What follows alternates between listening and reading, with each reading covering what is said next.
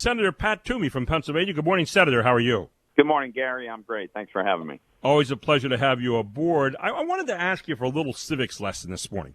You know, one of the things that we have heard a lot about lately, and President Biden even said last week he might be inclined to support getting rid of the filibuster. And there's a lot of people that have forgotten their civics classes from back in heaven knows when, the 1800s in some cases. And they wonder, what is the real purpose of the filibuster? Some people think it's archaic. Define it for people out there and why it's important or not important right now from your particular vantage point as a United States Senator who has to deal with it. Well, sure. It does seem obscure, but it's awfully important, Gary. And there's really two purposes for the filibuster, and literally what it refers to. We call it the filibuster, but what it really refers to is the fact that it takes 60 votes in the United States Senate to end debate and move on to final passage vote on a given bill. Right. So the final passage vote is actually a simple majority. But in order to get there procedurally, in order to have that vote, you need to have 60 senators who agree that it's time to go ahead and have the vote. Now, it serves two purposes, I said. One purpose is to, in theory, ensure that every senator has a chance to offer whatever amendments he or she wants. You wouldn't vote to end the debate, end consideration of amendments, and move on to final passage of a vote if you had an amendment you think is important that you want to have voted on.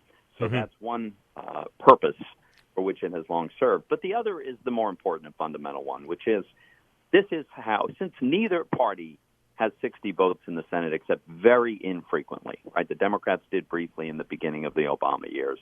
Republicans have not had 60 votes in 100 years. Democrats seldom do. So the practical effect of requiring 60 votes to finish up a bill is that there has to be some level of bipartisan consensus. There has to be some support that's broader than just a party line vote. Right. And the virtue of that is you end up with more enduring, more consistent policy rather than, wild swings back and forth every time the political configuration in Washington changes. So I would just remind people, when President Trump was elected and took office, we had Republican-controlled Senate, Republican-controlled House, a Republican in the White House, and there was a lot of pressure to get rid of the filibuster so we could just jam the Democrats, do whatever we want, and get it all done. And Republicans said, that's not the best thing for the country. It could all be reversed if we lose. Sure. And this has been in place for many, many decades. We ought to keep it there. The Democrats were adamant that you have to keep the filibuster. They wrote about it. Barack Obama gave impassioned speeches about the importance of keeping the filibuster. As soon as it's to their advantage, all of a sudden it becomes a racist tool of Jim Crow. It's a very, very, it's really very more than disappointing that so many Democrats, including President Biden, would play the race card in a totally disingenuous and dishonest attempt to undermine a really important tool for building consensus. Can anyone say the word hypocrisy? And that's kind of where blatant. we sit. It's blatant. Now, one of the things, and this was one thing, and being a history teacher that I was for a long time, one of the things that we always understood from our founding fathers was, and this is something a lot of people don't really think about, that the Senate is supposed to be a little slower moving, a more deliberative body, actually even than the House of Representatives. And that's something that is built in, isn't it? I mean, and the filibuster is really part of that. And this is, and how do we know that's true? It's because the founders quite consciously and intentionally set 2-year terms in the House so that people would be facing re-election very frequently, but they set 6-year terms in the Senate. And they talked about this. It's in the Federalist Papers, and it's because they wanted senators to be able to be able to move a little bit more slowly, to be a little bit more thoughtful, to be able to, the House would express the passions of the moment, and that can be a little volatile. And they wanted the Senate to sort of slow things down and think for the long term. And so that's why it was designed this way. And the filibuster absolutely contributes to that process. Absolutely. And that is not available, by the way, for people out there in the House of Representatives. I wanted to also talk to you about the new infrastructure bill and, of course, the stimulus bill, which cost us $1.9 trillion. We got a new infrastructure bill that some are saying are going to be up to $3 trillion. if you're sitting around your household and you're saying, geez, if I was doing this in my household, how would I pay for this? Maybe that's a question we ask right now in the federal government. How are we going to pay for this? They say about raising taxes, and it's always more on the rich and all this, but isn't it going to be more on everyone if you're going to have to raise taxes here in the long run, Senator?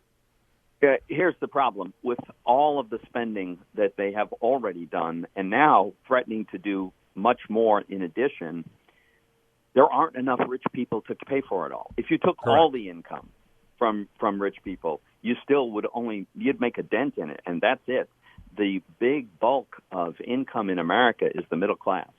And when you go on a spending binge like this and totally unnecessary and so wasteful, I take, for instance, I don't know if you've noticed, but newspapers all across Pennsylvania last week were running a story that county governments, townships, cities, boroughs, they're getting so much money from the federal government, they don't know what to do with it. They brought in a record amount of revenue last year, and now, in some cases, they're getting 40, 50, 60% of their annual budget is just showered down on them. Why do we need to go out and borrow money from the Chinese to do that? It's ridiculous. Well, and the other part of it, too, is when you pass this latest stimulus bill for COVID, that we hear, well, there's $1 trillion already in the pipeline that hasn't been spent yet. And we have a lot of people who are heading back to work now who are saying, well, I'm not sure I want to go back to work. I know a lot of people in the food industry here. I'm sure you're hearing the same thing from your constituents. A lot of people are saying, I'm not coming back to work right now. I'm making more money sitting at home. I mean, what's wrong with a government that does that at the moment? That's a big question. Well, it's a very, very flawed design to have an unemployment system that pays people more not to work than you can make working. How is that fair to the person who goes into work every day? Yeah, exactly. This makes no sense, and it's completely out of control, Gary. And I think what ends up happening here is there will be massive tax increases. It will hit the middle class, and even that won't be enough. And then we're going to print the money to make up the difference, and that's going to lead to inflation. This is a bad path that we're on. Finally, your thoughts on the border situation right now. A lot of people are saying, where is President Harris? She's been tasked to do this, and yet kind of missing in action right now. And I'll give her a wide berth. Maybe she's planning. Maybe she was given that last week. But the border situation remains very much in play right now. Your thoughts about that? About 40 seconds left. Well, yeah, I mean, it's a disaster, and it's a catastrophe, and it's the staggering numbers of people, the thousands who are coming in a single day. And let's just be honest about what happened here. The Biden administration sent the message that if you make it to America, you'll be able to stay. Right. Well, the people in the Northern Triangle and these countries in Central America, they got the message. I mean, when you suspend the border wall construction, when you put a moratorium on deportations, when you say kids coming here illegally will not be returned to their home countries, what's the obvious conclusion? Get to America any way you can. And so now they're getting flooded with people because of their policies. And it's a humanitarian crisis. It's a national security crisis. It's a total disaster, Gary.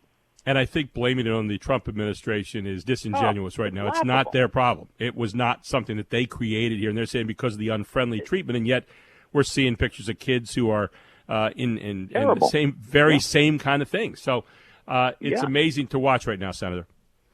Hey, thank you so much. Thank you for taking time to be with us this morning. Thanks for having me, Gary. And I wanted to wish you a very happy Easter as well. And thank you for taking the time to be with us here this month. Thank you very much to you and your listeners also.